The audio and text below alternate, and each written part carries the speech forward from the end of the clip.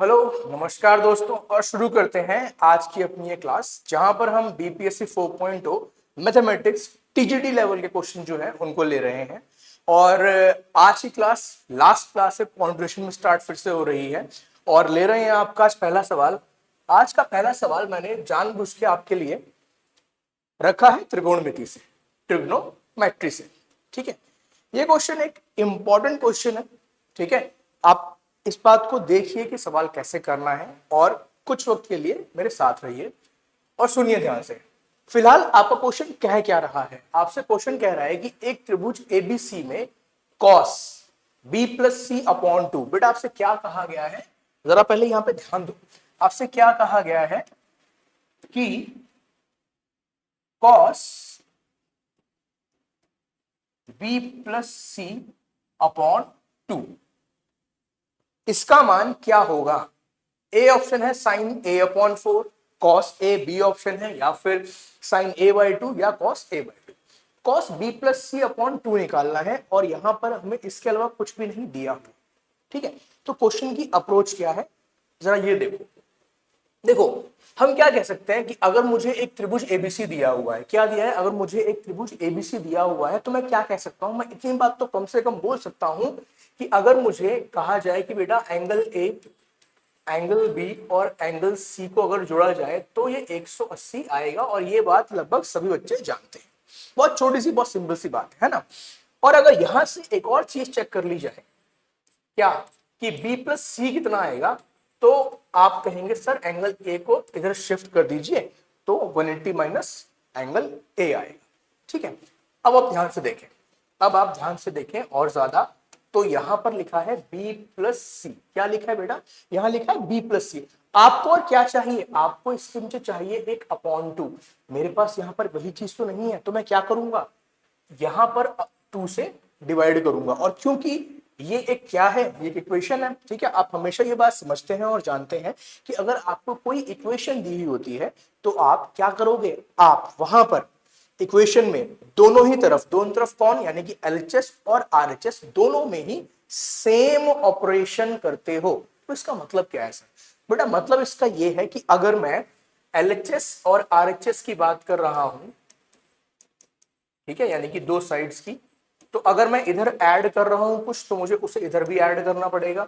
इधर सब्ट्रैक्ट कर रहा हूं तो इधर भी करना पड़ेगा। मल्टीप्लाई कर रहा हूं, मल्टीप्लाई करना पड़ेगा। डिवाइड कर रहा हूं, डिवाइड करना पड़ेगा। दोनों तरफ सेम ऑपरेशन करने पड़ते हैं। तो अगर मैंने इस साइड यानी कि एलएचएस पर 2 से डिवाइड किया है तो मैं यहां भी 2 से डिवाइड। ठीक है, यहां तक की बात। तो आप क्या देख रहे हो कि b प्लस सी अपॉन में 2 किसके इक्वल आ रहा है? 180 माइनस एंगल ए अपॉन 2 के। अगर अपने इस क्वेश्चन में कॉस और क्या दिया था, b प्लस सी अपॉन 2, जो कि फिलहाल 180 माइनस एंगल ए अपॉन 2 के बराबर आ चुका है। अब सर इससे क्या होगा? तो इससे आगे मैं कहूंगा एक छोटा सा काम और करना है तो आपको आंसर दिख जाएगा। तो आप क्या करो, कॉस ले लो, यहां पर 180 अपॉन 2 कर दो और यहां पर एंगल ए अपॉन 2 कर दो। तो यहां से एक बड़ी ही अच्छी सी चीज मिलेगी और वही आपको आंसर निकाल कर दे देगी, है ना। इसलिए तो वो अच्छी है जो आपको आंसर देगी। तो यहां पर आया cos 90 minus angle A upon 2। कहने का मतलब कॉस 90 माइनस थीटा, जो क्या होता है साइन थीटा, यानी कि जो यहां लिखा है वही यहां लिखा आ जाएगा। तो इसका आंसर साइन ए बाय 2 होना चाहिए। तो अपना आंसर है सी। ठीक है, अपना आंसर है सी। एक छोटी सी बात से सवाल सॉल्व हुआ है और वह ये है कि एंगल सम प्रॉपर्टी यानी कि त्रिभुज के तीनों कोणों का योग कितना होता है? 180 होता है। वहां से जैसा हमको क्वेश्चन मांग रहा था हमने वैसा किया और आंसर निकाल दिया। ठीक है, उम्मीद है क्वेश्चन समझ में आया होगा। आगे बढ़ते हैं, चलिए आइए अगला सवाल लेते हैं। ठीक है, अब ये क्वेश्चन पिछले क्वेश्चन के जस्ट बाद रखने का एक रीजन है और वो क्या है अभी आपको समझ में आ जाएगा। और जो बच्चे मेरी वीडियोस को पहली वीडियो से, क्योंकि आज हमारी 5th या 6th क्लास होगी, अगर फॉलो कर रहे हैं तो उन्हें ये क्वेश्चन आता भी होगा। ठीक है, और हम यानी कि हम इसे कैसे अप्रोच करने वाले हैं वो समझ सकते हैं। देखिए सवाल आपसे क्या कह रहा है? सवाल कह रहा है कि अगर cos 9x जो है वो sin x के बराबर है, तो आप बताइए tan 5x कितना होगा। तो आप बताइए tan 5x कितना होगा। तो यहाँ पे हम क्या करने वाले हैं, यहाँ पे हम क्या करने वाले हैं, अभी मैंने यहाँ पे एक फॉर्मूला लिखा था, क्या लिखा था, cos 90 माइनस थीटा क्या होता है बेटा, ये होता है sin थीटा। देख लो एक ही सवाल जो है एक ही फॉर्मूला जो है वो कई सवालों को सॉल्व कर रहा है, ठीक है, और मैं जानबूझ के ऐसे क्वेश्चन हर क्लास में लेके आ रहा हूं, ठीक है। चलिए आइए, तो अगर इसको ध्यान से देखा जाए, अगर इसको ध्यान से देखा जाए तो मैं यहां पर क्या लिख सकता हूं, मैं यहां पे लिख सकता हूं cos 90 माइनस एक्स। भाई यहां पे क्या था, थोड़ा ध्यान देना, बस थोड़ा ध्यान। अगर sin थीटा है तो cos 90 माइनस थीटा है, तो अगर कल को sin x होगा तो cos 90 माइनस एक्स हो जाएगा, है ना। तो हमने sin के बदले क्या लिखा, cos 90 माइनस एक्स। अच्छा बेटा यहां पर क्या लिखा हुआ था, सेम चीज लिखी हुई है। अगर दोनों तरफ cos cos लिखे हुए हैं तो यहां पर एंगल कंपेयर हो जाते हैं, यहां पर एंगल कंपेयर हो जाते हैं। ध्यान रखना cos से cos कटता नहीं है, ठीक है। आप सॉल्व करने के लिए बात में रख सकते हैं, बट कॉन्सेप्चुअल बेसिस पर या बेसिक की बात कही जाए तो ऐसा नहीं होता कि cos से cos कट जाएगा। यहां हम जस्ट क्या करते हैं, एंगल को एंगल से कंपेयर कर लेते हैं। तो 9x जो होता है वो 90 माइनस एक्स के बराबर आता है, या फिर ये कहा जाए कि 9x plus x is equals to 90, या फिर 10x इज इक्वल्स टू 90, और x की वैल्यू आती है 9, और x की वैल्यू आती है बच्चे क्या, 9, ठीक है। अब फाइंड आउट क्या करना है, फाइंड आउट करना है कि tan 5x कितना होगा। अब मेरे ख्याल से क्वेश्चन सबको आ जाता है ना, क्यों, क्योंकि x की वैल्यू तो हम बेटा निकाल चुके हैं जो कि आई थी 9, तो 9 पंजे क्या होते हैं, वो होते हैं 45, और tan 45 डिग्री कितना होता है, वो होता है 1। तो अपना आंसर है C, अपना आंसर है C, ठीक है, अपना आंसर है C। देखिए हमने पिछला क्वेश्चन जो किया वो भी इसी के बेसिस पे किया था, बट अप्रोच डिफरेंट थी क्योंकि यहां कोई एंगल नहीं दिया हुआ था, ठीक है ना। तो हमने ट्रायंगल के तीनों ही एंगल्स को यूज करा, ठीक है।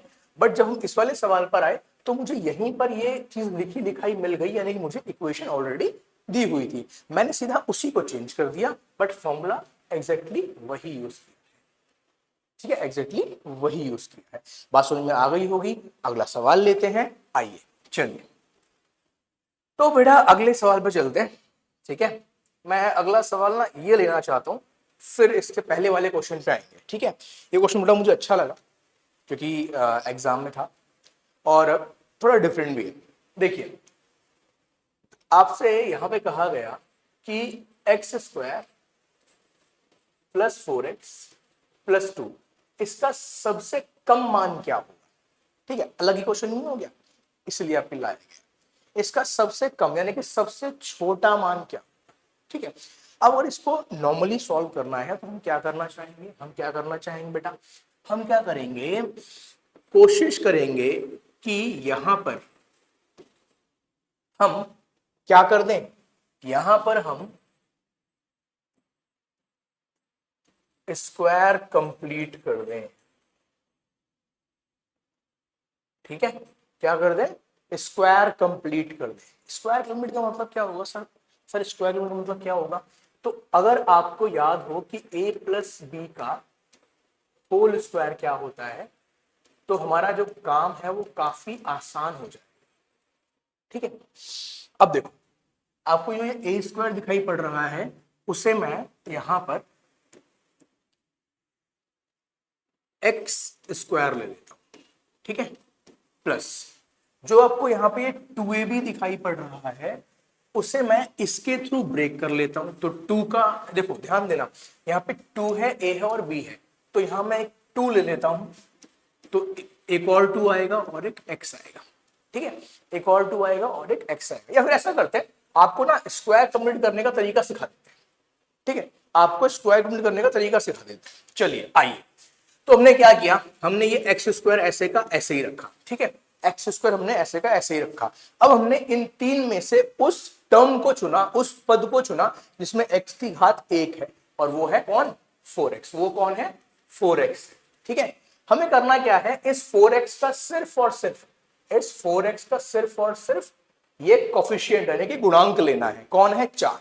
क्या लेना है, x का कोफिशिएंट यानी गुणांक लेना है। और करना क्या है, अब ये बात ध्यान रखना, करना क्या है, इसको हाफ से गुणा करना है, इसको 1/2 से गुणा करना है। ठीक है, क्या कहा मैंने, जो टर्म हमारी कौन सी है, x वाली है, जिसकी घात 1 है, उसका गुणांक लेना है और उसको आधे से 1/2 से गुणा करना है। तो क्या उत्तर आएगा भाई, 2 आएगा। ठीक है, आप इस 2 को लो और इसके स्क्वायर को प्लस भी करो माइनस भी करो, कहां, इसी सवाल में। तो देखो हमने 4x लिया, वहां से वो 2 लिया, इसका स्क्वायर प्लस भी किया और माइनस भी किया, और ये वाला 2 मैंने सबसे आखिरी में लिख दिया।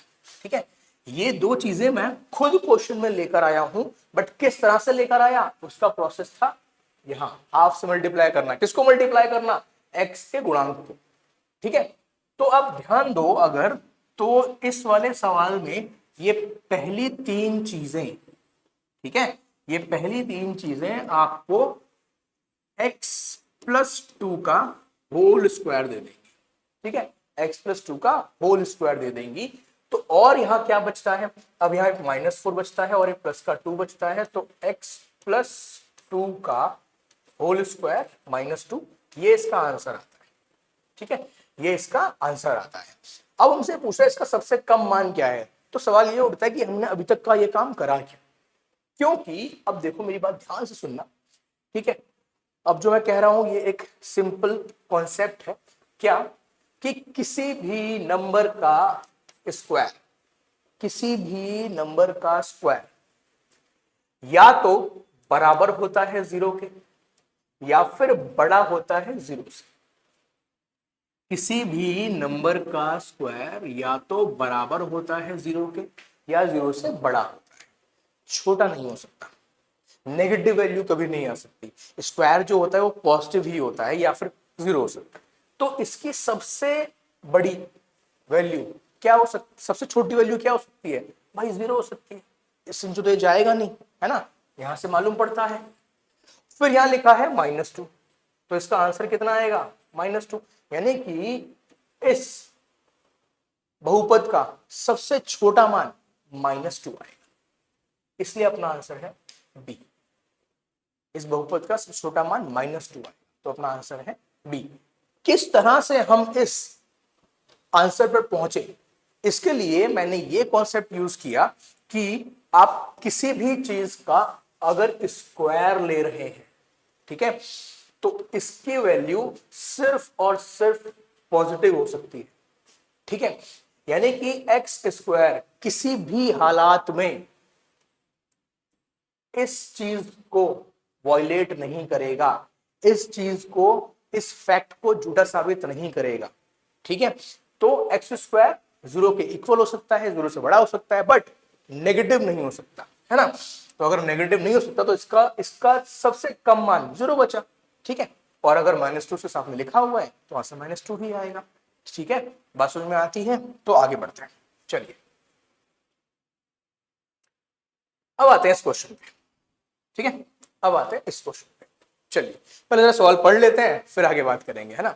चलिए, तो क्या हो गया, क्वेश्चन में क्या कह रहा है ये, अरुणा के पास केवल 1 रुपए और 2 रुपए के सिक्के हैं।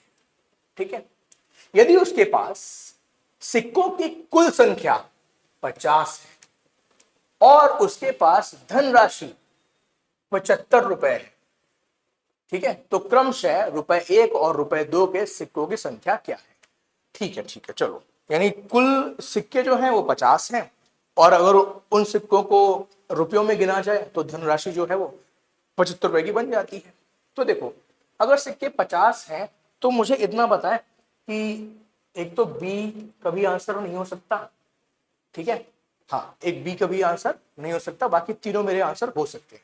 अब इस क्वेश्चन को प्रॉपर्ली सॉल्व करा जाए, इससे बेटर मैं इसको ऑप्शन से सॉल्व कर दूं। देखो ध्यान रखना, ये आपके 1 वाले सिक्के हैं और ये आपके 2 वाले सिक्के हैं। मैं लिख भी देता हूं, ये आपके 1 वाले सिक्के हैं, हाँ, ये 1 वाले सिक्के हैं और ये 2 वाले सिक्के हैं।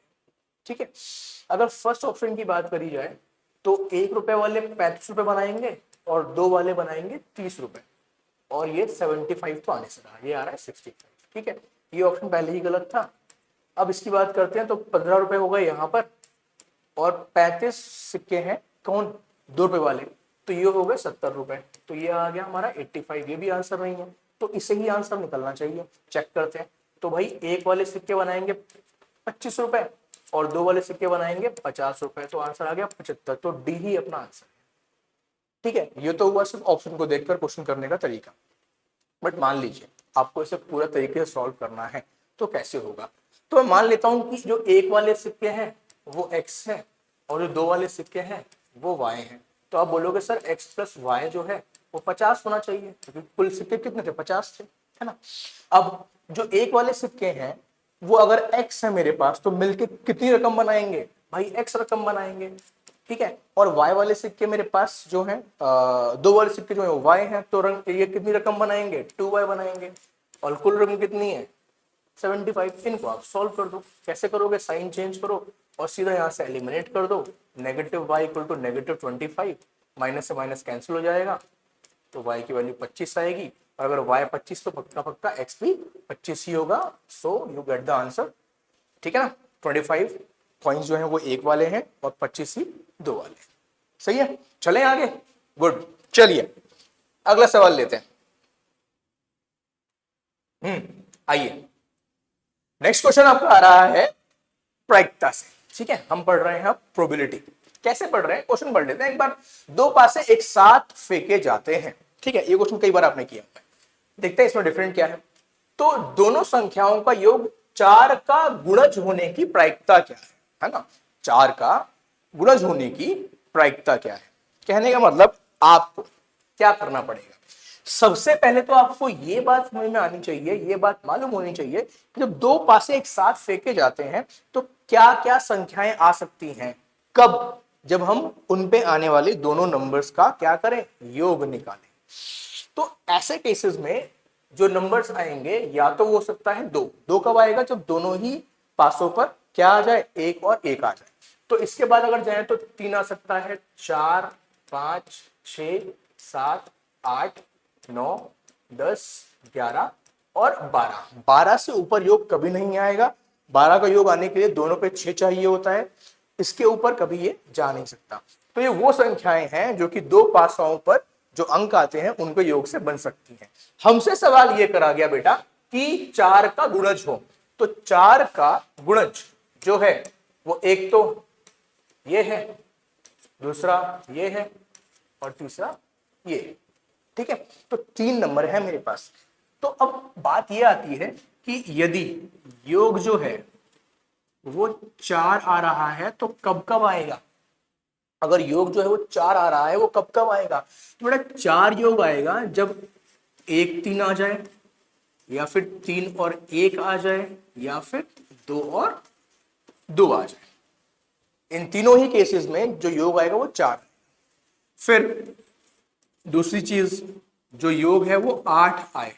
योग 8 कब कब आएगा, तो देखिए इसको आप 1 से स्टार्ट नहीं कर सकते, बिकॉज 1 + 7 पॉसिबल नहीं है, तो इसको 2 से स्टार्ट करेंगे। 2 और 6 पॉसिबल है, यानी कि 6 और 2 भी पॉसिबल है। फिर अगर 3 ले लेंगे तो 3 और 5 आ जाएगा, तो 3 और 5 एग्जैक्टली पॉसिबल है, तो 5 3 भी होगा। इसके अलावा 4 और 4, यानी कि अगर दोनों ही पासों पर 4 4 आ जाए, इनके अलावा कोई और पॉसिबिलिटी नहीं है। ठीक है, अब बात आती है कि यदि जो है सम वो कितना आ जाए, 12, है ना, और 12 सिर्फ एक बार ही आता है, 6 और 6, तो कुल कितने हो गए, 4 यहां पर है, 5 यहां पर है, तो 4 5 8 और 1 9। कुल मिला के 9 बार ऐसा होता है कि 4 का गुणज आ सकता है। और जब 2 पासे एक साथ फेंके जाते हैं तो कुल जो हमारे पास आउटकम है वो कितनी होती है, आप सबको मालूम होना चाहिए, 36 होते हैं। तो आंसर है 1/4। तो आंसर है 1/4। चलिए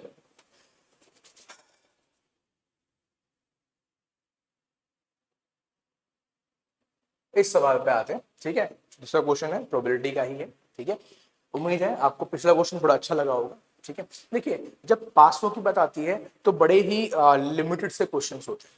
ठीक है ना, जब भी हम डाई फेंकते हैं, यानी कि हम लूडो वाली डाई फेंकते हैं, पासा फेंकते हैं, तो बहुत ही लिमिटेड क्वेश्चन है।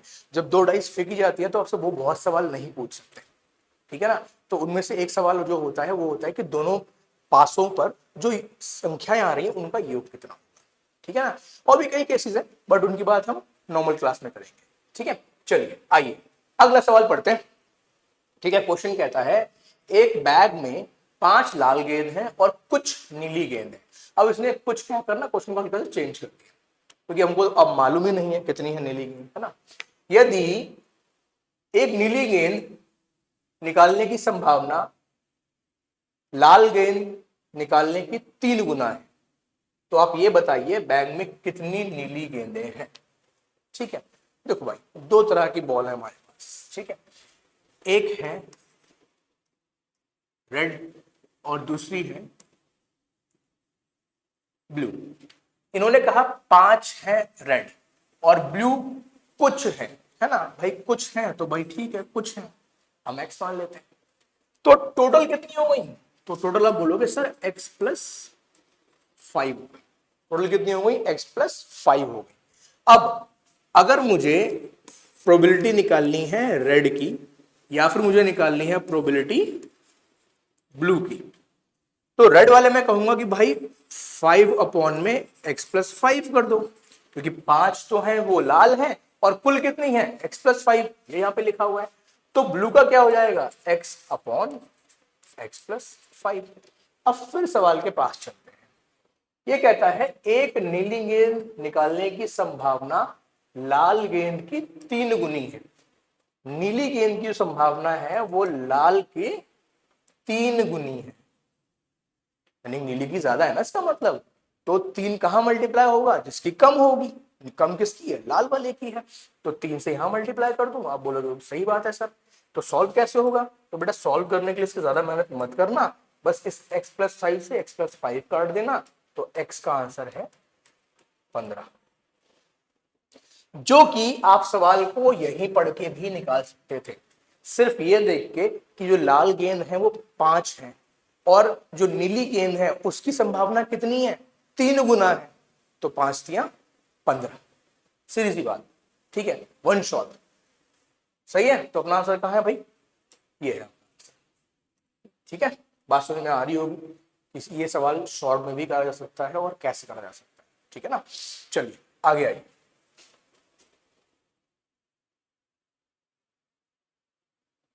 हाँ जी, एक क्वेश्चन ये लेते हैं, ठीक है। ये क्वेश्चन आपका समानांतर श्रेणी से है, एपी से है, ठीक है। क्वेश्चन में थोड़ा सा कुछ ऐसा दिया हुआ है कि क्वेश्चन को रखना मुझे अच्छा लगा, सही लगा आप लोगों के लिए। क्वेश्चन पढ़ते हैं फिर आगे बात करेंगे। आइए, क्वेश्चन कहता है कि एपी के सभी 11 पदों का योग निकालिए जिसका मध्यमतम पद यानी कि सबसे बीच का जो पद है वो 30 है। आपको सिर्फ जो सबसे मिडिल की टर्म है, सबसे बीच की टर्म है, उसका मान दिया हुआ है और आपसे कहा गया है कि जो कुल नंबर ऑफ पद हैं, ठीक है, कुल जो हमारे पद दिए हुए हैं, नंबर ऑफ टर्म्स दी हुई हैं वो 11 है। तो इन 11 पदों में से सबसे बीच वाली जो टर्म होगी वो कौन सी होगी। देखिए 2 तरीके हैं, एक आप गिन के निकाल सकते हो, ठीक है। दूसरा आप क्या करो, 11 प्लस 1 अपॉन में 2 कर दो, तो ये 12 अपॉन में 2 यानी कि 6 आएगा। तो सबसे बीच वाली जो टर्म है वो कौन सी होगी, सबसे जो मध्य वाला पद होगा वो कौन सा होगा, छठा होगा। अगर छठा पद सबसे मध्य का है तो बेटा मैं क्या लिखूं, a6 is equal to a plus 6 minus 1 into में डी, और ये है कितना, 30 है। अच्छा, a6 30 है और उसका मतलब है a प्लस 5d। अब मेरे बच्चों इस बात को जरा पकड़ के रखना, ठीक है, इस बात को जरा पकड़ के रखना। हम जरा सवाल को आगे बढ़ाते हैं। ये हमसे कह रहा है सभी 11 पदों का योग, सभी 11 पदों का योग, अर्थात हमें निकालना है S11, राइट, हमें निकालना है S11। कैसे निकलेगा सर, तो सर फॉर्मूला लगाना है, n अपॉन में 2 2a plus n minus 1 into में d, ठीक है। ये फॉर्मूला सबको याद होना चाहिए जी, बिल्कुल याद है। तो 11 अपॉन में 2 तो 2a और यहां पर क्या आ गया, अच्छा 10d आ गया। लेकिन सर करें क्या, ना तो a पता है ना d पता है, हम क्वेश्चन सॉल्व कैसे करेंगे। तो सर आपसे कहेंगे कि बेटा 11/2 से कुछ मत कहना और इन दोनों में से सिर्फ और सिर्फ 2 कॉमन निकाल लेना और फिर इसके पास जाना, ये आपके सारे की सारी जो परेशानियां हैं उनको हल कर देगा। ठीक है, तो इसलिए हमारा L 11/2 2, अब इसके बदले क्या पुट कर सकते हैं, वहां जाइए 30 पुट कर सकते हैं। ठीक है, और अगर इस 2 से इस 2 को काट दिया जाए तो आंसर है 330, यानी कि बी पार्ट। ठीक है, उम्मीद है आपको बात समझ में आई होगी कि क्वेश्चन लिया क्यों है। क्वेश्चन में ना ए दिया था ना डी दिया था। अच्छा, मैं बात बोल ही क्यों रहा हूं, ए और डी की बात बोल क्यों रहा हूं, क्योंकि बेटा जब भी आपके सामने जो सवाल है वो समानांतर श्रेणी या फिर कहा जाए एपी से आए, तो आपको दो बातों का बहुत ज्यादा ध्यान रखना पड़ता है, वो है ए और डी। अगर आपके पास में ए और डी यानी कि फर्स्ट टर्म और सार्वधातुक प्रथम पद और सार्वधातुक है, तो आप उसका कुछ भी फाइंड आउट कर सकते हो, कुछ भी फाइंड आउट कर सकते हो जो क्वेश्चन में आपसे पूछा गया। बट इस सवाल में वही चीज नहीं दी हुई थी, ना ए दिया था ना डी दिया हुआ था, इसलिए मुझे जो गिवन पार्ट था यानी कि मध्य वाला जो पद था वहां से कुछ निकाल के रखना पड़ा, कोई रिलेशन बनाना पड़ा, जिसको मैंने फर्दर आगे वाले पार्ट में यूज किया, जो मुझे फाइंड आउट करना था। ठीक है, चलिए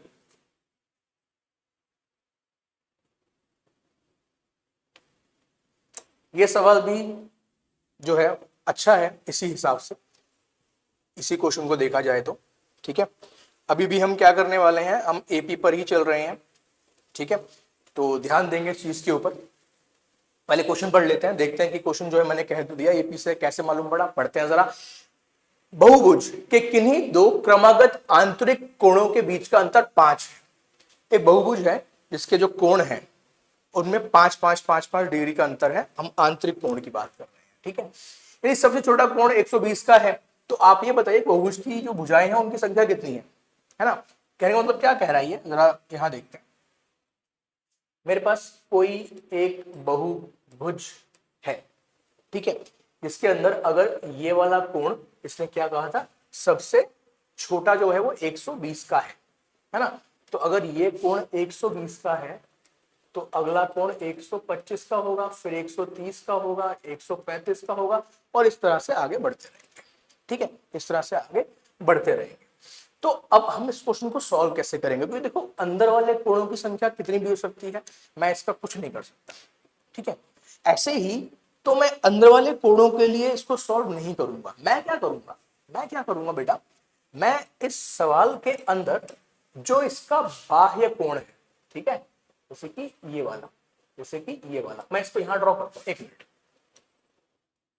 ठीक है, मैंने इसको षटकोण बस ऐसे ही ले लिया है, आप ये ना समझे कि इसमें 6 भुजाएं हैं। ठीक है, तो ये एक बाह्य कोण बनता है, ये एक बाह्य कोण बनता है, ये एक बाह्य कोण बनता है, यहाँ एक बनता है, यहाँ एक बनता है, यहाँ एक बनता है। अगर ये वाला कोण 120 का है तो बेटा ये वाला कोण कितना होगा, आप सबको पता होना चाहिए, 60, है ना, क्योंकि कुल मिला के 180 होना चाहिए। तो अगर ये वाला कोण 125 है तो ये 55 होना चाहिए। तो अगर ये 130 है तो ये 50 होना चाहिए। तो आप क्या देख रहे हो बेटा, कि पहले 60 आया, फिर 55 आया, फिर 50 आया, एंड डॉट डॉट डॉट, यानी कि मेरे पास क्या है, मेरे पास एक एपी है जिसका अंतर कितना है, -5। ठीक है सर, ये बस में आ गई, कोई बात नहीं। तो यानी कि मुझे ए मिल गया, ठीक है, मुझे डी मिल गया, सही है सर। अब क्या करें, ए और डी मिल गया, आपने कहा था अगर ए और डी मिल जाए सब कुछ कर सकते हैं, मैंने कहा बिल्कुल सही बात है, झूठ तो है ही नहीं ये चीज।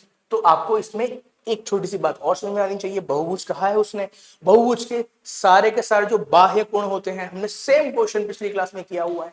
ठीक है, क्या कहा मैंने, किसी बहुभुज के जितने बाह्य कोण होते हैं उन सबका योग हमेशा 360 होता है।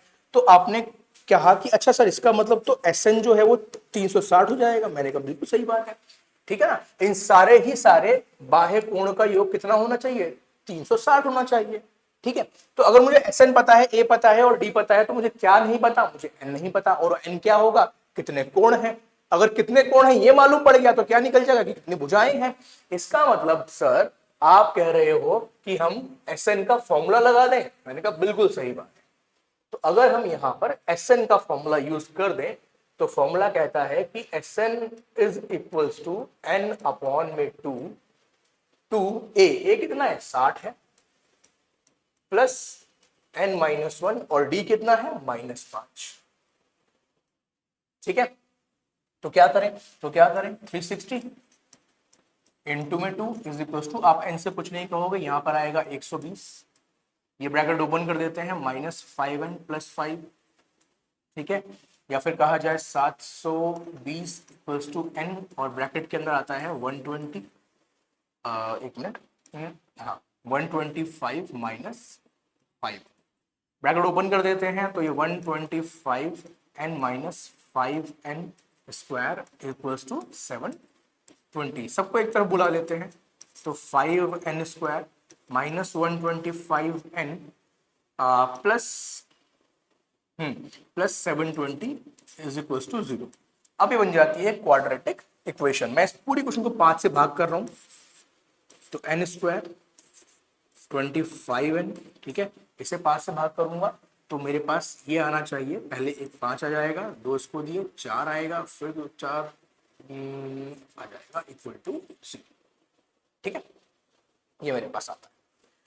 यानी कि मुझे क्या करना पड़ेगा बेटा, मुझे करने पड़ेंगे यहाँ पर क्या, मिडिल टर्म स्प्लिट, और 2 आंसर आएंगे।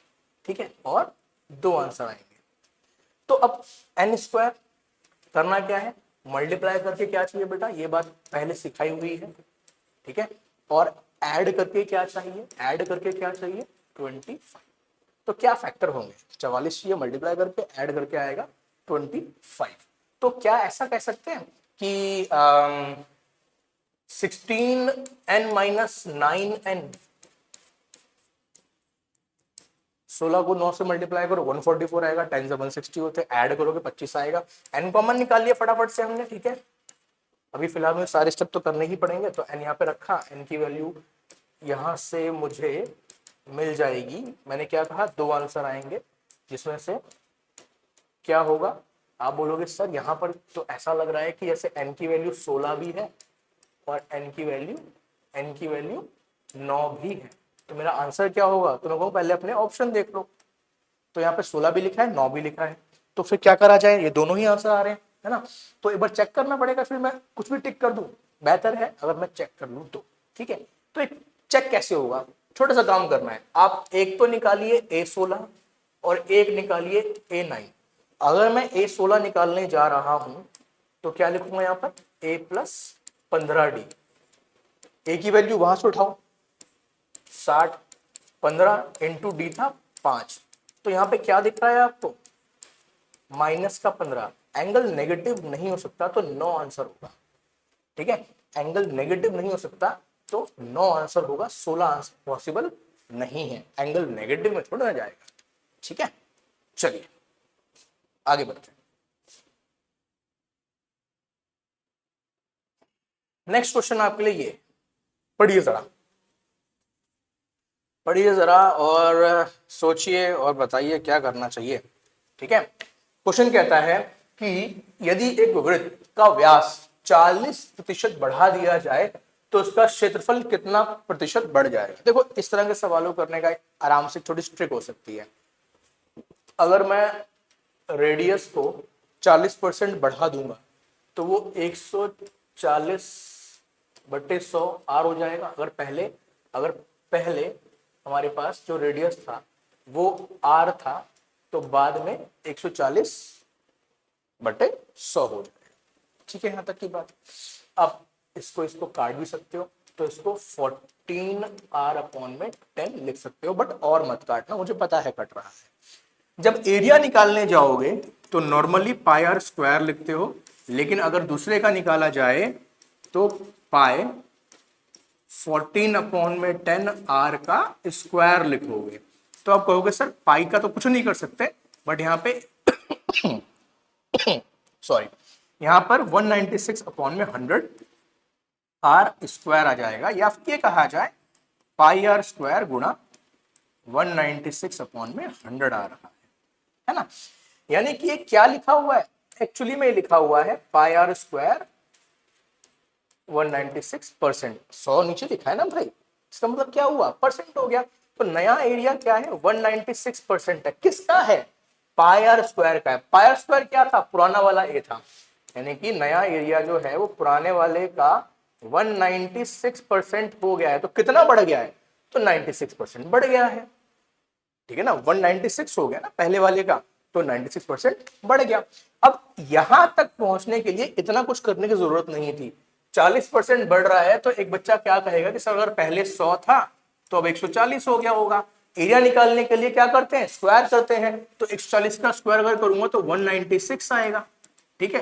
तो 196 हो जाएगा, 95 वहां पर दिखाई पड़ जाएगा, सीधा आप ए टिक करके आगे बढ़ जाओगे। ठीक है, बात समझ में आती है मेरी। चलिए एक सवाल और लेते हैं, ठीक है, एक सवाल और लेते हैं, अच्छा क्वेश्चन है ये, उसके बाद में आज की क्लास को फिनिश करेंगे, ठीक है। कागज की एक आयताकार शीट जो कि 20 सेंटीमीटर बाय 22 सेंटीमीटर है, इससे क्या करा गया 40 सेंटीमीटर ऊंचा एक खोखला बेलन बनाया गया, तो आप इसकी त्रिज्या बताइए। अच्छा, तो यहां जरा ध्यान से देखो, आपके पास इस तरह का एक आयताकार शीट थी, ठीक है, जिसको आपने क्या किया ऐसे करके फोल्ड कर दिया, ठीक है। 40 सेंटीमीटर ऊंचाई ना, यानी कि ये 40 है, ठीक है। तो हमने इसको ऐसे करके फोल्ड कर दिया, तो ऐसा एक बेलन बन जाएगा, ठीक है। आपके पास एक खाली पन्ना हो तो उसको लो, वो एक आयतकार है, और उसे गोल कर दो इस तरह से, तो वो आपका एक बेलन बन जाएगा, ठीक है। तो ये ऊंचाई कितनी है भाई 40 ही है, तो फिर ये कहां गया, है ना। देखिए देखिए देखिए देखिए, तो फिर ये कहां गया, अच्छा ये तो यहां आ गया, गोल बन गया। ये कितना था, ये था 22, यानी कि ये कितना है 22। ये एक्चुअली में है क्या, तो अब बहुत सर ये तो सर्कल का सर्कमफरेंस यानी कि परिधि लग रहा है। मैं कहूँ बिल्कुल सही बात है, क्या लग रहा है परिधि लग रहा है। तो 2 पाई आर किसके बराबर हो गया 22 के बराबर हो गया। तो अगर यहां से मुझे आर निकालना है तो मैं वैल्यू पुट कर देता हूं और आर निकाल लेंगे। कैसे, 22 से 22 कट जाएगा तो आर की वैल्यू आएगी 7/2। ओहो क्या बात है, दो ऑप्शन सेम लिखे हुए, कोई बात नहीं भाई, दोनों ही आंसर है। हाँ 7/2, ठीक है। चलिए कोई बात नहीं, हो जाता है कभी कभी, ठीक है। चलिए तो ऐसा करते हैं, आज की क्लास को यहीं पे फिनिश करते हैं। उम्मीद है आपको सेशन पसंद आया होगा, और मिलते हैं अगली क्लास में। तब तक के लिए नमस्कार।